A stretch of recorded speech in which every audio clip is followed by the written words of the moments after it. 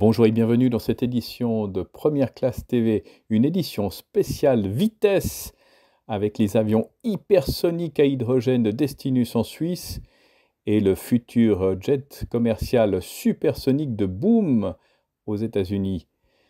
L'aviation du futur et l'aviation hypersonique et supersonique, c'est tout de suite et c'est sur Première Classe TV. Sur son site de Payerne, en Suisse, la start-up Destinus a mis en marche le turboréacteur à hydrogène gazeux de son futur avion hypersonique. L'avion passager cargo Destinus devrait être en mesure de rallier Francfort à Hong Kong en 3 heures. Après plusieurs mois de développement et de préparation, la start-up Destinus a mis en route un turboréacteur à hydrogène gazeux sur son site de Payerne en Suisse. Le turboréacteur devrait équiper prochainement l'un des 4 prototypes d'avions hypersoniques imaginés par Destinus.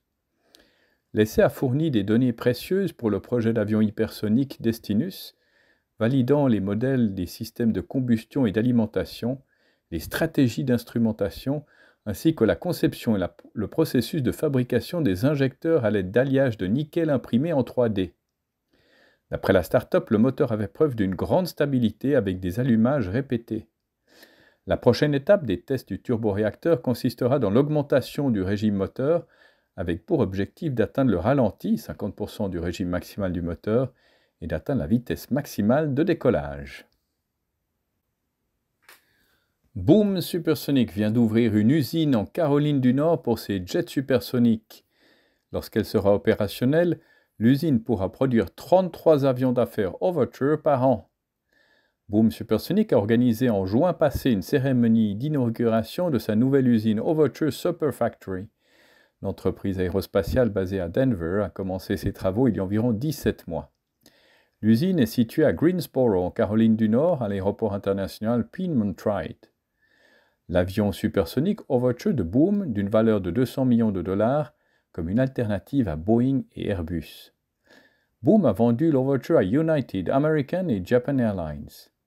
L'Overture, qui transportera entre 65 et 80 passagers, son démonstrateur technologique, le XB1, a effectué son premier vol dans le désert californien en mars dernier, mais n'a pas encore effectué de vol supersonique. La société prévoit que l'Overture sera certifié et exploité commercialement d'ici 2029.